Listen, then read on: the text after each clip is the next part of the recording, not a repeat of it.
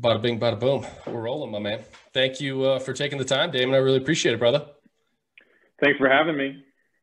Oh, yeah. Exciting. Looking Exciting good, looking stuff. sharp.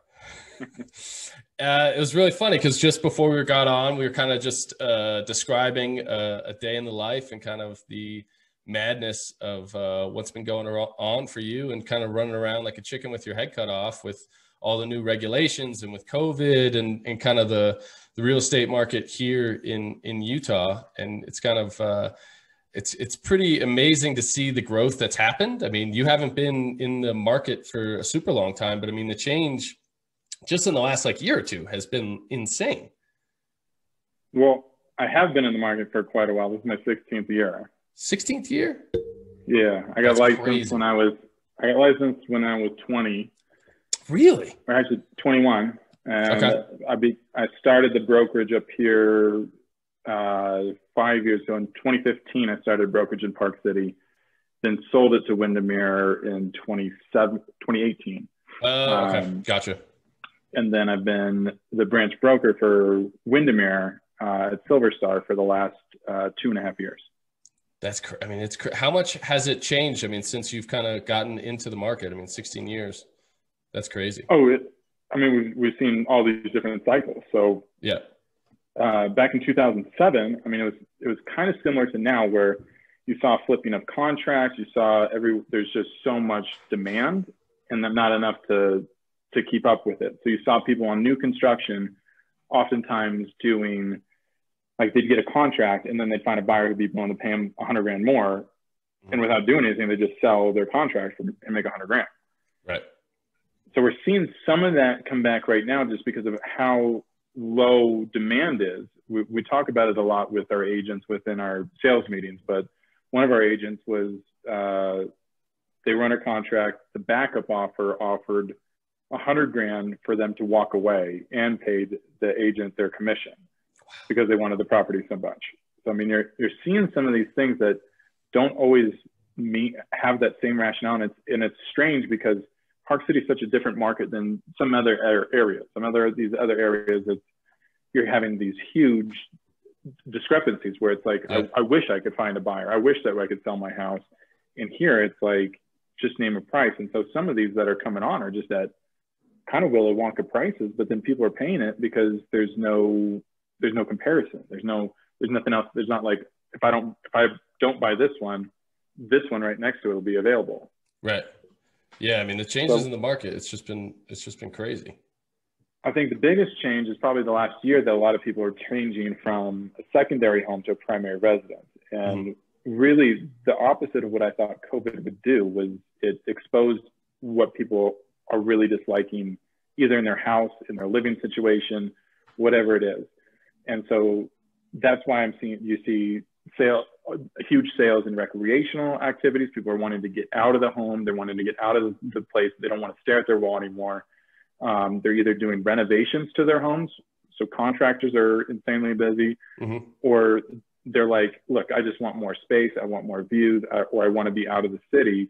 And now that work is allowing people to work remotely, Right. They're getting to pick and choose where they want to live. And some of these nice resort areas are reaping the benefits or the repercussions, depending on how you look at it. Yeah. No, for sure. I mean, it's super interesting to think about. You know, I didn't realize. So because you were still skiing when you got into real estate then, for sure. You were still doing like Big Mountain and stuff like that. I didn't realize that you had been in for like that long. I mean, I remember competing and all that stuff, but I didn't know that you got what drove you kind of to get into real estate? It was one deal. My dad was buying a place out here, and he said, if you get your license, I'll buy it through you. And I said, invest $2,000 to make 15. That's a no-brainer. Even if I just do one deal, it's totally worth my time. And at the time, at 21, in our off season, it was, dry land training, water ramps. And so it wasn't too hard to fit in real estate school in between that and just get licensed. And then really the motivator was, I looked at the paycheck that came and was like, how many drinks do I have to serve for this? How many glasses do I have to wash? How many times do I have to drive into work? Why am I trying to be such a good bartender I should be a much better real estate agent. And it took a long time. I mean, I was 21. I drove a Subaru with taped in headlights. It was usually a gamble of whether or not my car was going to make it to the house. And so for someone to put their trust in a kid like that, to have them guide them through the biggest expense of their life, I felt pretty blessed to be able to get a couple of deals here and there. And so I always looked at it like, if I could figure this out with the world's shittiest car, I should be able to figure this out with the market and at one of the worst times. Yeah. So I went full time. My take on it was I went full time in 2009. Okay. And that was like probably the saddest time to be in the real estate market. It was door knocking, it was cold calling, and it was people that would just, you know, you'd go into their house and they're like basically breaking up marriages on how much their home value had dropped and how they need to short sale. And so I grinded and found ways to either help those clients keep their homes, which was always my goal, or the ones that needed out and had no other options, I'd help them sell and would scrape by. And I always figured if I could figure this out in the world's worst time, when it comes back, I should be okay at it. Yeah. I mean, how much did you feel like you've kind of learned from that scenario? I mean, that is like one of the worst time to get it. I mean, the market just crashes. Everyone's in the struggle. I mean, it was crazy time, even in like a mountain town like Park City, you know, where real estate can stay somewhat high and everything. I mean, I remember it was like, you know, it's bad. It was rough times. It taught me a lot on how to get people from over an emotional character. So like door knocking, for an example, most of the time I'd go right at dinner because I knew people would be home. And I mean, like if someone knocks on my door today at dinner, good luck. And that's usually the case that they would have. You know, there'd be a lot of F off, you know, like, what are you doing? You know, I'm busy. And I'd be like, you know, I get it. But I was able to turn so many of those people from being pissed off into sending either me a referral or telling me more about what their real estate goal was by offering something of value. And that was, look, I'm not just knocking on your door just to piss you off. I'm knocking on everyone's door here. So if you know anyone who wants to move into your neighborhood, maybe it's a cousin, a friend, anyone who's been looking here, I'm gonna find someone, and I don't have anywhere to send it. So if you have someone that you might think would be a good fit for here, is it all right if I contact them? And then I get their number, and then I would just build leads more and more that way. Right. And it was a hard grind, and it was a lot of like, hey, how do you convince someone that this is a solid investment when it's a declining market? Well, when you're in those types of situations, it's hard to see that there's going to be a rebound. It's like, it's going to keep crashing, and I'm just going to wait. I'm going to wait this out. And some of those people waited too long, and then they missed the swing back up. Yeah. And so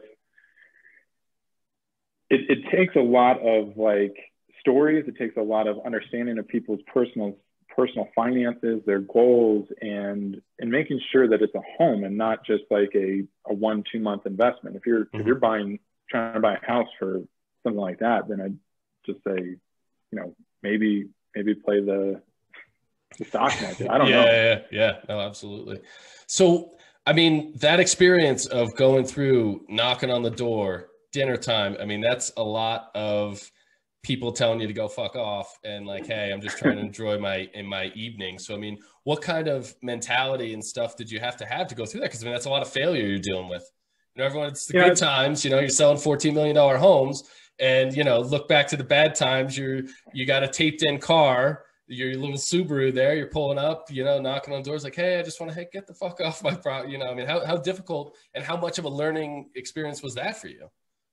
Sounds good. That's a really good question. So you have to be okay with rejection and failure. And it's not so much a failure of your personal own being. I related a lot to sports. The first time I tried to do like a kickflip on a skateboard, I didn't get it. I didn't just give up and say, this is the worst thing in the world. I can never do this. You know, there's a lot of like physical pain that came from learning a trick. Same thing with skiing. It wasn't like day one, I went out and knew how to mogul ski and knew how to do flips into moguls. It's a natural progression, and it takes time, and it takes falls, and it takes making mistakes and learning from those. And you learn every day. I mean, that's the fun part about being in this business, is that no two deals are alike, and trying to find some of those, there's always going to be similarities, but trying to find what works best for everyone and getting a deal through really hard negotiations is always, it's a skill. Right. Yeah, for sure. I mean, what were those first couple years like in learning and kind of the negotiation process, right? I mean, for at such a young age to be going through and like you say, you're negotiating people's hopes and dreams in a home they're trying to buy or sell or whatever else. I mean, that's definitely some pressure there. I don't know if you think about it at the time as pressure, but I mean, obviously competing and everything else, you've dealt with some pressure, but still it's like there's a lot on the shoulders. There is, especially when that paycheck, if it doesn't come, I might not be able to survive. Mm-hmm. It's hard not to put, like, starting out, I just didn't have money to do it. And now it's a whole different mindset. But at that time, it was I had to put my interests aside in order to get it through to luckily, I mean, it was a buyer's market. So I worked mostly with buyers. Okay. And it was like, name what it's going to take for you to get this home. And so they were overcoming hurdles. You know, it was like, well, if they fix the washing machine and they include the hot tub and there's a credit for my closing costs. And so all of a sudden, those are all their pain points. Once you take those away, then you're able to get them into what they're attracted to that home for some reason. Mm-hmm. They just are going to have some sort of hurdle that they need to get over. And identifying that and being able to get through it is how you're able to negotiate. And it's not an overly complicated process. Luckily, a lot of it's not done face to face, because if a 21-year-old kid with a taped up car came to negotiate with me, I'd probably just laugh and be like, I appreciate the tenacity, but yeah, I don't know if you're going to be the guy. Right. No, for sure. I mean, it's crazy to think about, for sure. But I mean, there has to be, I mean, what are some of those unique qualities that you would say help differentiate you throughout that process? Because I mean, just in Utah, Low Park City alone, there's so many real estate agents, especially now. It's like it's like the hot thing to do, get your real estate license, kind of do it on the side, sell a property here or there. I mean, that's just what it seems like. If you have new people coming into the market, how do you kind of cut through that clutter and like, hey, I'm unique, I'm going to get the job done for you, and you're going to be happy? Well, luckily, once you get the business going, there's a lot of repeat business. There's a lot of like referrals. There's a lot of word of mouth, because people, it was explained to me similar to like becoming a plastic surgeon. And say someone was like, so your best friend just became a plastic surgeon, and there's tons of plastic surgeons. And it's like, hey, I just got my plastic surgeon license. Let me do your surgery. Yeah. And you're going to be like, well, how many surgeries have you done? Like, well, you're going to be the first. Yeah. You're like, well, it's my face, or, yeah, it's going to be like a permanent deal. Why don't I'd be a lot more comfortable if you worked with this person that I really trust. And so being in it at this point, at this stage in my life, it's a little bit different because I have a lot more credibility with the hundreds of sales, with the agents that I manage, with what I've built. So it more compounds than it does like, hey, how do I get business today? There's just a lot of systems, and there's a lot of marketing, and there's a lot of people that it just starts becoming a circular pattern. But starting off, it's hard. I mean, you have to like figure out what will make you different than another agent. And for me, in that case, it was like, do you want to go with someone who's boring, or you want to go have fun and look at houses? And it was more about like the fun, and then taking it very seriously and diving into like how the numbers work, and how does this payment work, and what are some of the worst case scenarios if you need to say you lose your job? What happened? Are you able to move out? Would rent pay off or cover all your mortgage and expenses? Right. What are your worst case scenarios? And let's talk through those. And then when people felt comfortable with that, then they're like, okay, this guy's in it more than just for his commission. He's in it to make sure that I have the home that works best for me. Right. And once you gain people's trust, it's really easy to to overcome a lot of those hurdles and be like, look, I'm not trying to like just force this. I'm just, in my experience and what I've learned, I wouldn't go after tackle these problems because this one's a much bigger, more expensive problem. And I think if I can get this taken care of, we can work on details of these minor issues down the road. Right. Yeah. So really kind of building into those relationships, kind of creating that like, hey, I'm not in it for the paycheck. Let's go in, let's find what kind of works for you. I mean, there is a little bit of I am in it for the pit, but at the same time, it's like hard to balance, right? I mean, there's a little bit in there of like, you know, it's a hard balancing act, but I mean, it seems like with your personality and you got to have the right attitude for it, for sure, right? There's really awesome days that you're going to have the highest of highs. And then there's really low, dark days when it's like, you have no one to blame but yourself.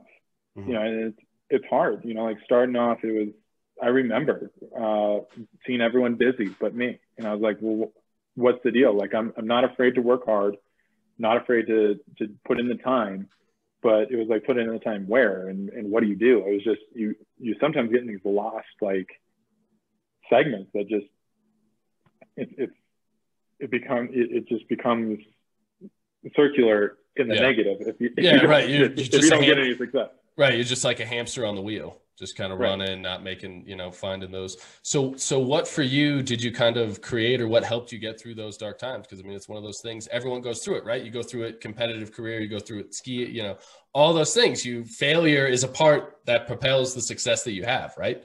I mean, you need those failures for you to learn and to grow and to, you know, help create your business.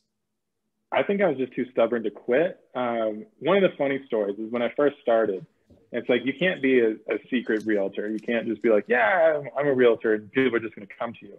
Mm-hmm. You really have to put it out. And I remember I'd done this long email to send out to everyone that I knew. And I critiqued it so many times. And then I finally sent it out.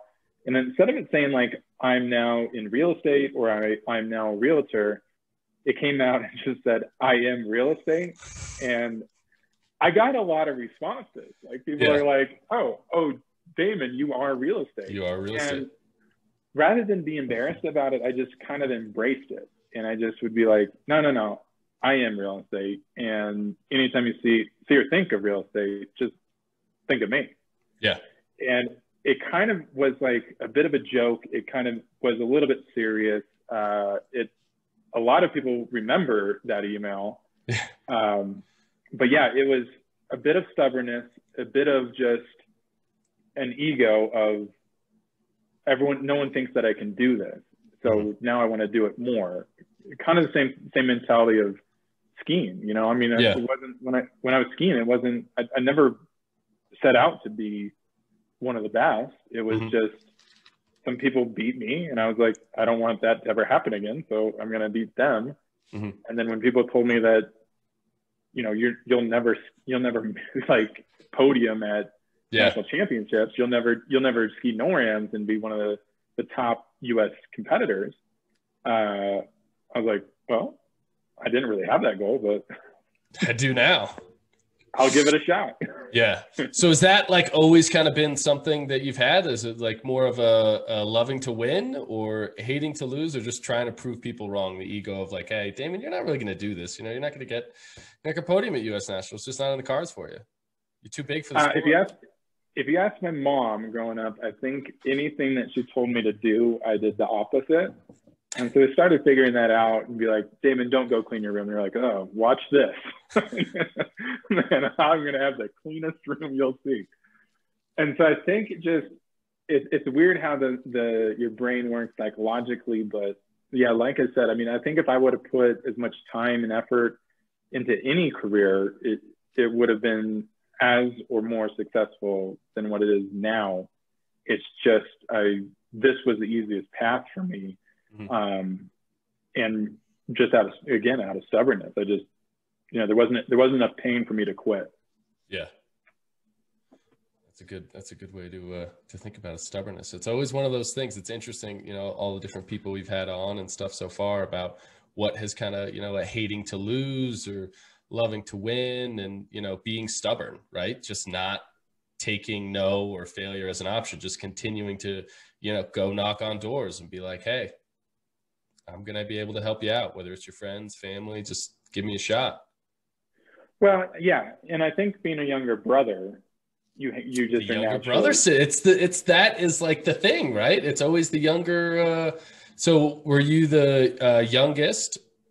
No, I was the middle. Oh, middle. Okay. But but I have an older brother, younger sister. Yeah. So I was really, through up until I was probably about 19, 20, maybe even 21, my brother just really would always overtake me on almost anything.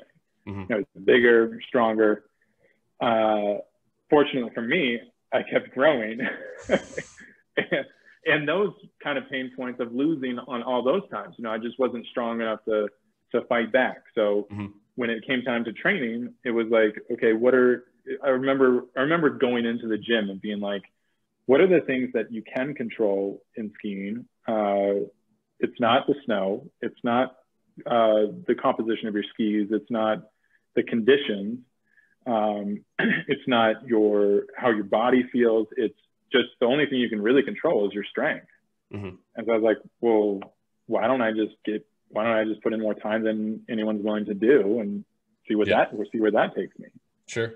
So I guess it's always been kind of just experimenting, seeing what it does, and then latching onto it to almost to a insane degree of until you can solve it. And I guess I've always had that even with video games as a kid. I would get really now I'm going to sit down and beat this video game and spend the whole day, right, glued to it until I beat it, and then figured out those systems to be able to make them work for me.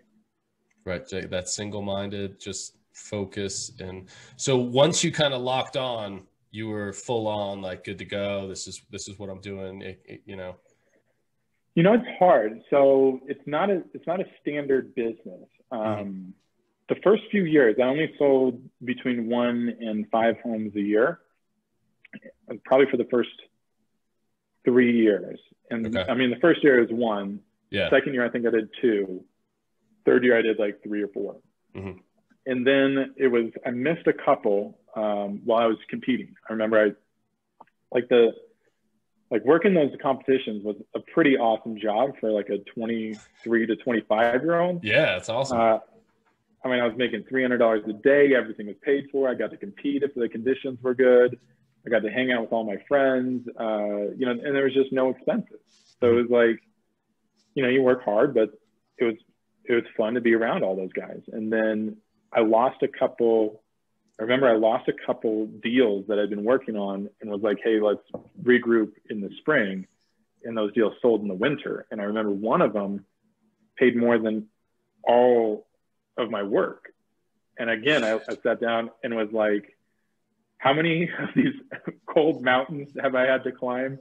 How many times have I had to sit out in the freezing snow and mm-hmm. cold weather while I'm waiting for the competition to conclude? Or how many times did I have to put my life on the line to try to go grab someone's ski or go compete? And the competing part I loved, but right.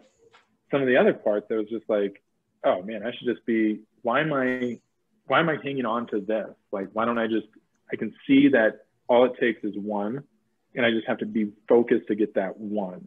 And mm-hmm. then for the winter, and then I can do all this stuff and pay for all this stuff on my own. Sure. But it is a hard mindset to take. And it's, again, if you're going broke and you have, $10 left in your account, it's hard to not blame anyone or anything else other than you. Yeah.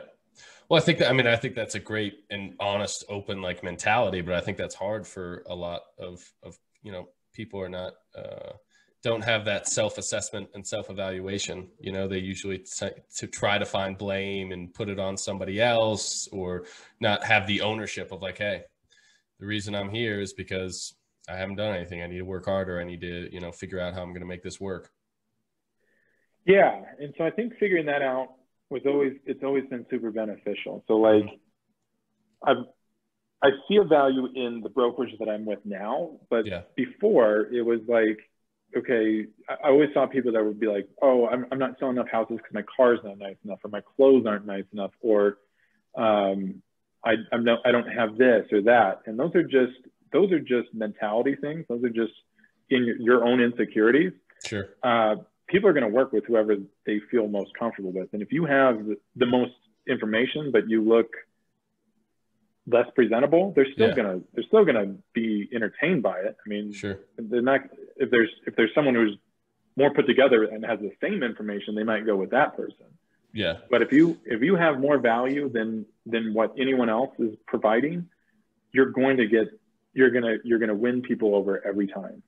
Well, I think that also goes back into the personality of it. You know, I mean, I know so many different people I've met that do real estate. I'm like, man, you're like talking to, you know, the wall over there. You're not very, you know, like, oh, let's go check this out. Or so, you know, it's just like, what? Yeah. Like, you're in real estate? You don't really do it. You know, it's like, you might want to think of another job. They're like, so there's the ceiling. It's made out of wood. Yeah, we'll pop popcorn ceiling for you. And he's driving around in the Porsche, right? He's got the car though. He's got the car to, you know, he doesn't have the Subaru with the tape on the window. Yeah, I don't have that Subaru anymore. Unfortunately, that thing blew up, but it did give me 100,000 miles of amazing reliability. So I owed it to Subaru for my first couple of deals. No, I think you're absolutely correct that there's a certain people relate to different people completely different. And so it's being able to adapt to that and being able to adapt to like different scenarios and figure it out quick. Like there's oftentimes that I'm at most of my showings on most of my listings. And sometimes there might be someone who's just very uncomfortable with me there. It doesn't do my client any favors if they're that uncomfortable for me to just still shadow them around, other than be like, you know, usually it's just, would you like me to take you through? If they're like, no, I think we got this figured out, I'll be like, cool, I'm going to stand outside. I'll just be here in case you need anything. Now, if there's really expensive things that could be taken out of the house, then it's a different story. But if it's, you know, one of these standard kind of homes, a lot of times you have to pick up on that quick. And so you don't ruin the showing or make someone feel like, I like that house, but there's something about it that I can't put my hand on. And I just don't know if I really want to buy it. You know what I mean? Uh-huh. And how long did it take? Were you pretty quick on the, you know, on the uptick of figuring that out? Like, hey, this person, no. It took a little time. No. I mean, I was not very good at sales to begin with. It just was, I learned what didn't work to figure out what does work. Yeah. And so I failed to succeed. And I think that is probably one of the better routes to do. It's definitely the longer route, but it allows you to understand multiple different situations. Like when I first got into it, it was, like I said, it was a buyer. When I went full-time, it was a buyer's market. And I was like, I'm only going to sell good deals. And for me, I had my own qualifying deals where I was like, this is a good value because of X, Y, and Z. And I was too young to realize that a good value for someone else might be, oh, I don't have to do any work on it. It's not going to cause me any problems. It's not going to stress out my life or create any sort of marriage problem. Right. I was just looking at here's what it is. Here's what rehab model is. And here's what your value could be. And here's how much you could net. Right. And so to me, that was a very rationale that made sense. But then going through it all these different times, sometimes it's just what gives you joy, you know, and if can you afford it? And does it make sense? Does it make sense to you personally? You know, I mean, it's very, very similar to people who buy Porsches, who buy Teslas, who buy these luxury vehicles. Yeah.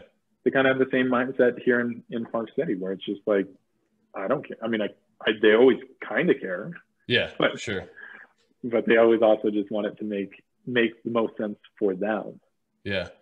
No, it's super interesting to think about, you know, this market here. I mean, I know it's crazy all over with everything going on, but I mean, just over the course of this summer, kind of what's transpired and so many people leaving either LA or New York that have kind of had those secondary homes that are now, you know, I think I heard that it was over like 400 or 500 new families in the school district here alone. I think it was close to 500. I believe it was like it was mid fours. It is. And it's one of these trends that at first when COVID hit, I thought this was all just like hopeful thinking. I was pretty stressed out at that time and everything kind of shut down. And some people had the mindset of just like, let's double down on marketing. Now's the time to strike harder. I kind of did in between. I continued with marketing, but I was like, my thoughts were, what's the point of paddling out twice as hard if there's no waves? You know, like if we can't sell real estate, what's the point of trying to stand up on a wave that doesn't exist? And so I kind of took a different mentality and really tried to reconnect with all my clients in the manner that I did back when I was, you know, the 21-year-old kid. It was like, okay, I might only sell like 3 or 4 homes for the rest of the year. Let's really try to gravitate to those leads. Let's try to make sure we go over all of their issues, make sure that we get a home for really great value for them and close these deals. And so the leads that came in during the first, probably like the end of March through May, it was a little bit easier to close them because they've been looking for a long time. You don't usually contact a realtor in like an uncertain time unless you're really sure that you're going to buy a house. And so it made it a little bit easier. And then it also gave me the time to sit down and go over all of their, you know, any of their issues that they had with a purchase.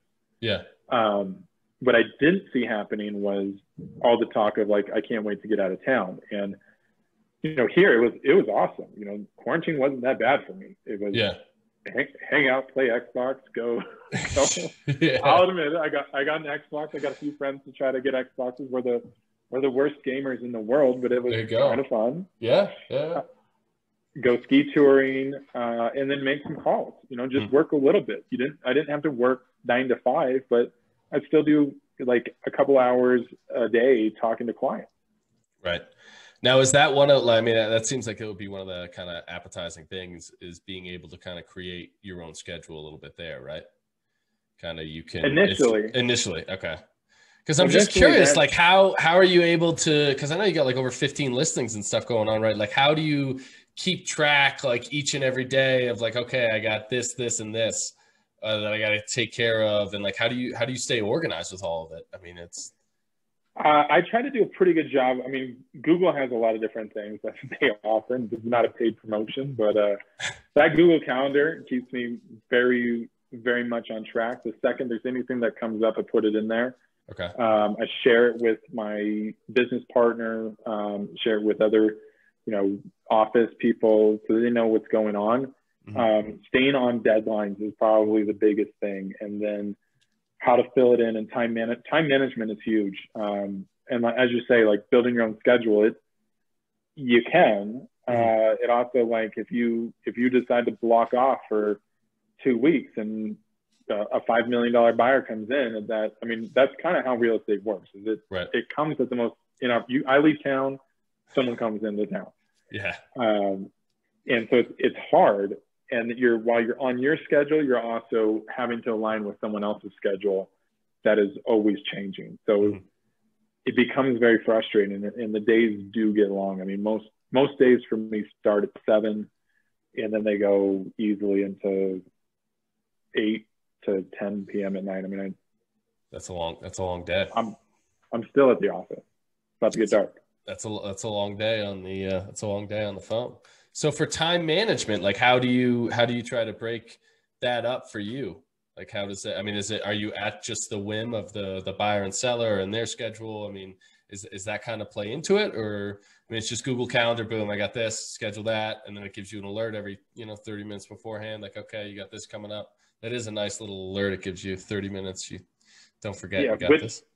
with driving time. So the driving time is key, because before I started this, working up here, I grew the business in Salt Lake to where I was up to about 35 to 40 homes a year, selling that many, and then, which was good. And then coming up here, it's a whole different ballgame. It's a lot higher level agents. It's a whole lot higher clientele, and it's a lot higher expectations. And so there's a few times that I was historically about 5 minutes late to most things. It's freestyle time.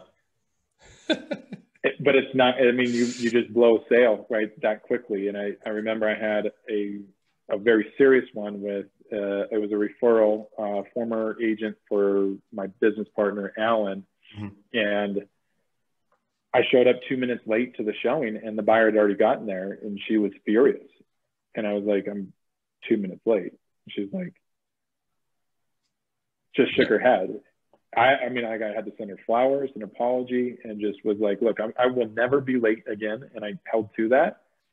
And I was like, you're going to see me in your driveway, either playing on my phone, doing emails, cleaning the car, but I'll be here 10 minutes early or at least 10 minutes early, maybe 20 minutes on every single showing, because I know that's important to you. Mm-hmm. Because in your case, you thought that this just blew the potential sale of your home. And it's like, that is one thing that could have easily been prevented by just being a little bit more courteous of someone else's expectations. Sure. That's like really different. I mean, that's another one of those growing, like learning experiences though. I mean, it's an interesting thing you wouldn't really think about, but you know, having other people's expectations in mind for sure. Yeah. It's, I talk to Dash, who I work with on all my deals now, where it's, you know, he gets frustrated, I get frustrated, and I'm like, look, this is just a growing pain. It's the same thing as like when you get sore at the gym, or you've reached your limit, but that's not going to be your limit tomorrow. You're gonna be able to grow from this, but right now the frustration is just that you don't know how to do it. But after you get through it, you're going to have a process that's going to be able to get you through it and onto the next deal, and be more efficient and more sensitive to any of these subjects that might come up. Yeah. I mean, looking back on the 21-year-old kid to now, I mean, how much do you think, do you just shake your head like, oh God, because you have do you remember me at 21? I do remember you at 21. Yeah. I was a bit out there. I think that, there's been a few people that have been extremely surprised to see it, to see any sort of, I guess probably any sort of, some of them would say any sort of success out of me, but I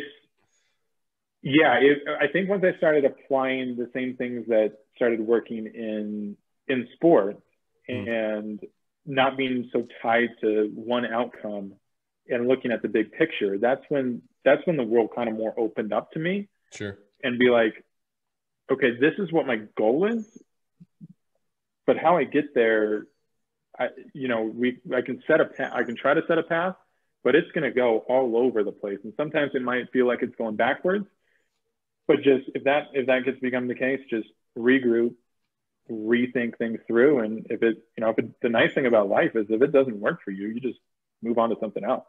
Yeah. That's kind of the fun part of the journey. You get to see kind of where it goes and how you kind of end up to that goal.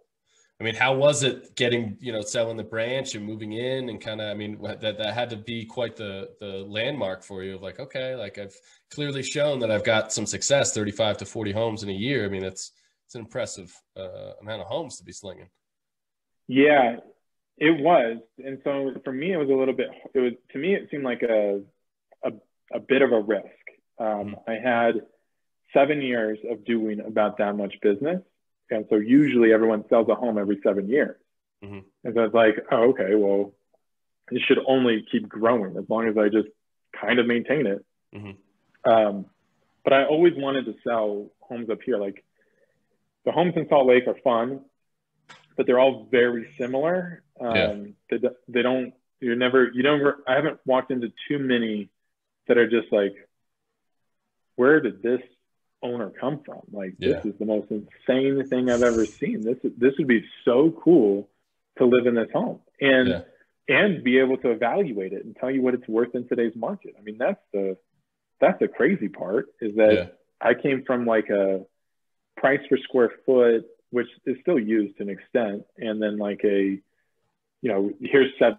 5 comps that are the same as this home. Well, what happens if you're the only home that an architect built a house for in the state. Yeah. You know, you don't have a comp anywhere until you get to like California, which is, where's the snow in California? I mean, you just running into these things that are like, okay, well, how do we sell this? How do we get someone else to envision what makes this so special and why it's worth so much? I mean, that's really what it comes down to. Gotcha. Yeah, being able to create something, because it is one of those things. I mean, as you talk about it, the uniqueness of all the different homes that like I've just lived in, as you're talking, I'm thinking about like, okay, yeah, I mean, you know, it's definitely you need a unique family to kind of buy off, and in every home, right, there's always something kind of special about it that clicks for you, and like, you know what, I can kind of see my future here. And it's funny because like when it's a different price point than you would think that you're ever going to be able to afford, you'll think that some of these homes are perfect. You know, it's like I walk into some of these homes and I'm like, this is amazing. I would live here. Like, I can't believe anyone would have a problem with this. But there's no such thing as a perfect home. Every home, whether you build it, whether you bought it, remodeled it, there's always going to be something that you wish that there was something a little bit different. And knowing that really helps, so that people can be, it's like the 85% rule. I mean, I used to have the same thing with girls, where it's like, you know, I'll just try to get like the perfect girl. No offense to the women out there, but you're not perfect. But if you're 85% perfect, except then for my you wife. got a deal. Except for your wife, she's perfect. Thank you, Avatar. No, you got it. Yeah, it is one of those things to think about, though, that I don't, it's a great point. I mean, every home you move into, there's always something you want to change, whether it's like, all right, I want to rip out the floors, or the kitchen needs a little work and you need to throw some new cabinets in there, or it needs a paint job. And then it'll kind of, that's kind of got to be a fun aspect to go through with the client, though, and be like, okay, and you kind of see what their style and vision is. Does that like kind of help you get more of an idea of like, okay, they're kind of in this direction and that's kind of what they like? Yeah. So I think it is definitely a skill. I think that it's a nice ability to be able to talk people through that and give them kind of your honest opinion, rather than just be like, oh, this is so easy. You know, luckily I've gone through multiple different remodels, multiple different, I've never built my own home, but I've done a ton of remodeling, ton of like landscaping, any of those things where I can really show like, this is how much value a kitchen has added on my personal residence. Yeah. This is what a remodel does for a ski and ski out, or a ski condo in Park City. How important is that? Is that like an important value for the, people that are moving into the home, or they're just like, we just want a new kitchen? Because that's not something like I've really think about, like, okay, it's going to add, if I could bring in new floors and stuff like that, it's going to add so much value to the place. I'm like, I don't really like the fucking rug in here. We need to change that out and just get something that's nicer. Yeah. So the biggest word in real estate is it depends. So it's always going to depend on the person. If say it's like a chef, they're not going to want to be in there on one of those old electric stoves. They're going to be like, no way is this working. So to each person, they're going to always have their must-haves. And sometimes it might be a gas range. Some of them, it might be a jetted tub. Some of them, it might be a killer view, or it might be privacy, or it could just be something as simple as a garage. It just really depends on each one of the clients. And sometimes they don't know. I mean, that's the hard part. It's like first-time home buyers, they just don't even know. They're like, let's just go look. And being able to pick up on the stuff that they really get into, and keep them on track is probably the biggest way to learn. So like Dash was a client of mine first. Okay, that's cool. He went and looked at a record amount of homes with me. We looked at 65 homes before he purchased. Shit! Wow. Right. To where it got to the point where I was like, I don't even know if I need to go inside. Why don't you guys just go in? I'll wait out here. And then I was like, well, I'm not really doing my job. I really need to dial this into them ranking them. And just, the problem was that there was too many options and they were in an overwhelmed state. And so when I bring our folder that had 30 different homes on it and they weren't ranked, they're just like, oh, I could buy any of these. Yeah. And so when I started being like, how does this home rank? Where would you put this? Is it top 3? Yeah. No. I'd be like, just tear that sheet apart. Yeah. I'll hang on to it so we can have a record of it, but tear yours up. We're not moving. We're not even going to consider it. We're going to have 2 better options. Mm-hmm. And so keeping that track of their top 3 made it really easy to keep them on track of like, okay, let's compare this. How does this home that we just are in right now, how does it compare to number 3? Is it better, worse? What do you think based off the price and condition? And if they're like, it's worse, tear it up. It's better. Okay, then we do the same thing to house number 2. Mm-hmm. And if they said better, I'd say, is it better than number 1? And I'd say yes. And I'd say, is it worth exploring an offer? I think so. I mean, it's just a series of questions to get someone in line to making the right decision that they ultimately would get to. But sometimes when like today's market, I'd feel really bad for first-time home buyers because if you hesitate, it just flies by, at least in the Salt Lake market that we're seeing. Yeah, especially, I mean, Silicon Slopes, everyone trying to get in Park City and everything else. I mean, I feel like homes are just flying off the market here. And then the building that's going on, like it's not even built yet and every lot's already sold. Yeah, I think up in Park City, you're going to have a few more compromises for the modern, for the average buyer. So myself included. My must-have was a 2-car garage in Park City, and I was able to get it. So I bought it. It was. Yeah, I think you came through. I gave you my oven. Yeah, that's probably sweet the world's dirtiest, but it was filthy. Yeah, you know, like the place that I bought, it just needed tons of work. And at the time, I was like, I'm remodeling a condo. I still need to finish the remodel on my house in Salt Lake. I don't need a 3rd project. It's just me. Right. So why would I buy what would be considered a problem? But then dissecting it and be like, okay, what do I need to have absolutely done for me to move into this? And for me, it was flooring and paint. Yeah. And once you get through that, you'd be surprised at how much it transforms the house. And so for me, that's all that I needed in order to move. And so I only did that. But at the time, it was like, I'm going to need a new kitchen. I'm going to need new bathrooms. I'm going to need new lighting. It's all going to need to be smart home system. I want electric blinds. And it's like, do I need all that, or is that going to be a fun? Want? Yeah. Yeah. A want or a need, right? You kind of have to break it up. It's really amazing what a fresh coat of paint will do. You know, you just reminded me of like some of the houses that used to remodel and like work on in the summer, you know, trying to pay for ski season, and out like 20 minutes from Park City, there's these old farmhouses that we would remodel and work on that are essentially like double wide trailers.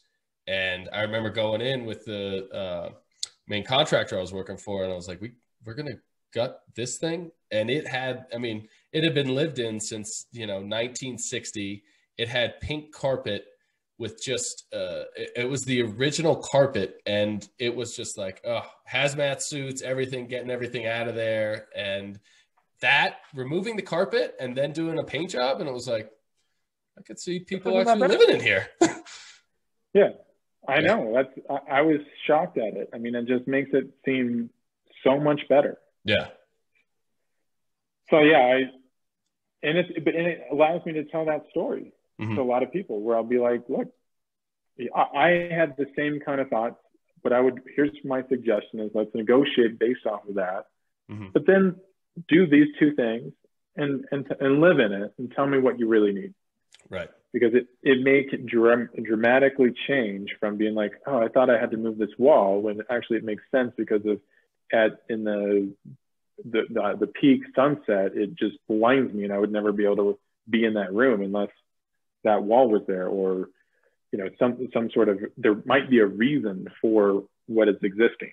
Yeah, no, that's super smart. It's definitely a good way to go about it, for sure. So for people that are maybe thinking about going into real estate, some places may not be the best market to do it, but if you're going in, they want to be a real estate agent or things of that nature. I mean, what kind of what advice or kind of approach would you kind of give to them as a few good pieces of advice if you're starting out? Find a good mentor.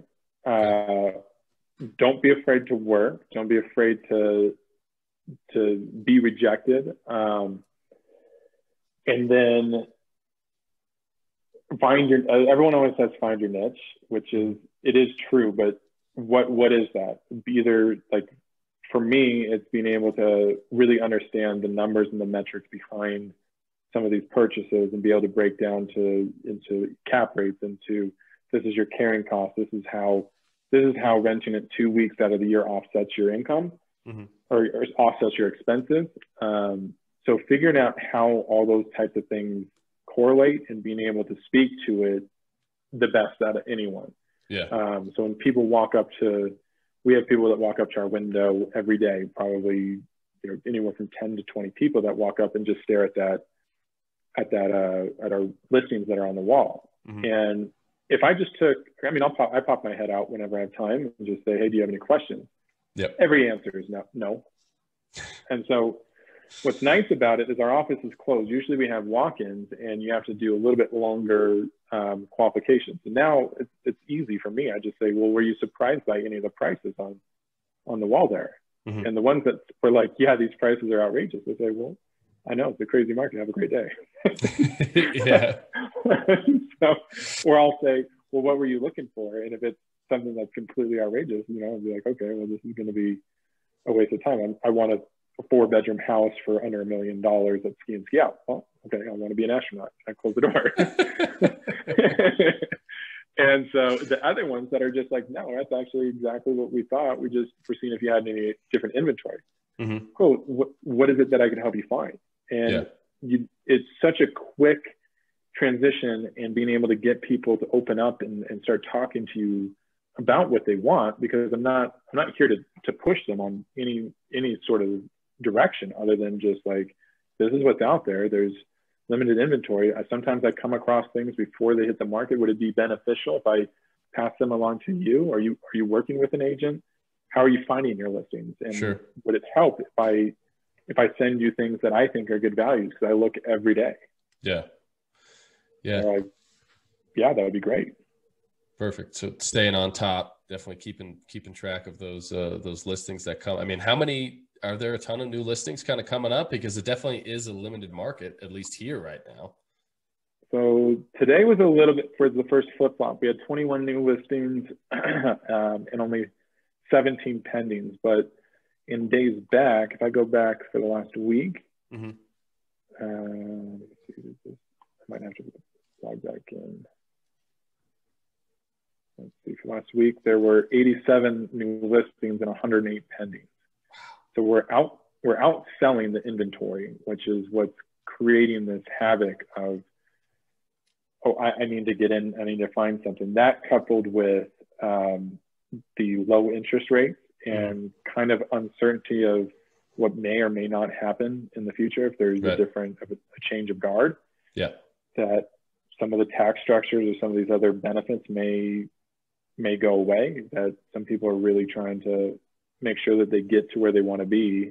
But yeah, usually we're a little bit slower than we are right now. So is that an advantage for you, or it's just creates craziness? It's an advantage for me because I'm here. If I was trying to buy up here, it would be a disadvantage. Sure. If I would have waited, I might not be in as good of a position. And so I often have that conversation with people, because some people are like, I'll just wait for the market to cool down. And it's like, well, great, you can do that. Is it more beneficial for you to get $20,000 off of the price that a seller arbitrarily sets for what they want? Or is it better to get the home today in an appreciating market? And they're like, what do you mean? I go, well, if say in 2 years, you could get the same home and you could beat the seller up for $20,000, $30,000, $50,000 off the price, but the home's appreciated by $75,000. What is the better win? Is it better for you to get it now with what you know is available and pricing and interest rates, or is it better to wait so you feel like you got a better deal? Right. And sometimes people just need to hear that before they're like, that's a good point. What do you recommend? I go, well, here's what I did. And I never tell anyone what to do. Sure. Because telling is not selling. It's just the second that anyone tells me to do something, I'll be like, let's see about that. You already know. Yeah, you're gonna do the opposite. Ask my mom. She'll be like, go clean. You don't have to clean your room. Watch this. Oh man. So it is. It's interesting, but always people will catch on quickly when they figure out you genuinely have their interests involved. Yeah. I mean, you're a client. You've worked with me. Yeah, absolutely. We're in our dream home right now. It's a nice place, man. It's awesome. We love it. It's been sweet. Yeah, I know. And especially with what's going on with the market and everything. I mean, we've definitely lived, we know there's some things we want to do and things like that. But I think definitely having the opportunity to live in it and to see what you really, need to change and everything else, I think is definitely a great point to bring up to people. And I think it definitely makes a lot of sense. Like just live in it for a little bit, make one or two of those big changes that you want to, and then give it some time and see what really makes a difference in what you want to do with the home. Yeah. And make sure that it can fit the table. Yeah. It's got to be able to fit, it's got to be able to fit the table. Yeah. I mean, you had specific requirements too. And so, I mean, it's knowing that you can genuinely trust that person to help you with that decision, whether or not it doesn't impact them. So like, if you guys were like, you know what, Daimon, we just changed our mind, we're not going to buy. Yeah. I'd be like, okay, my first question as a professional is going to always be like, does it come down to condition? Does it come down to the price? Or is it just genuinely not the right time to buy? Yeah. And if it's genuinely not the right time to buy, so be it. Right. But if it's something that, because the worst thing that I could do is have you talk yourself out of it only to regret it later. Mm-hmm. So I always want to explore everything, make sure everyone is extremely comfortable moving forward, yourself included, Abital as well, because she's a perfect wife. Yeah, you can't, 100%, not 85, 100%. Not 85. No, but that comfort level, I mean, it's great. And it definitely makes a difference. It's one of those things that I would say is unique. Like I've said, I've seen, there's so many agents here in this area alone. And, it's been fun to be able to kind of pick your mind and stuff like that because it is a crazy market right now. I mean, one of those things you touched on earlier that you need like a good mentor. So for you through maybe, is it who have been really profound people that have been able to mentor you through your life? I mean, mom and dad. I mean, obviously, mom and dad. But I always try to surround myself with very driven people. Yeah. I've always been kind of shocked when I sit back and look at my friends. They'll be successful commercial real estate agents, successful business owners, successful lawyers, doctors, emergency doctors. Mm-hmm. And like, I always looked at myself as like just kind of a hooligan growing up. And then, I was like, I'm like, oh man, that's kind of crazy that he's going to be able to do that. And then my other friends graduating from law school and they would look at me and be like, dude, you're training to try to make the Olympics. Like that's not a normal thing. And that's not easy either. Once that dream like subsides, mm-hmm. you're going to take all that energy and you're going to apply it somewhere else. Yeah. And so that's been the fun part, is being able to see athletes and be able to relate to them and kind of go through those processes with them and just say, hey, look, you came from a professional skiing background. How'd you get into it?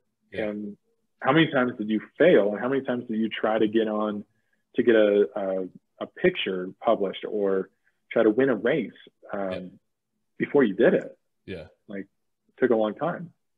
Absolutely. So how is any business different?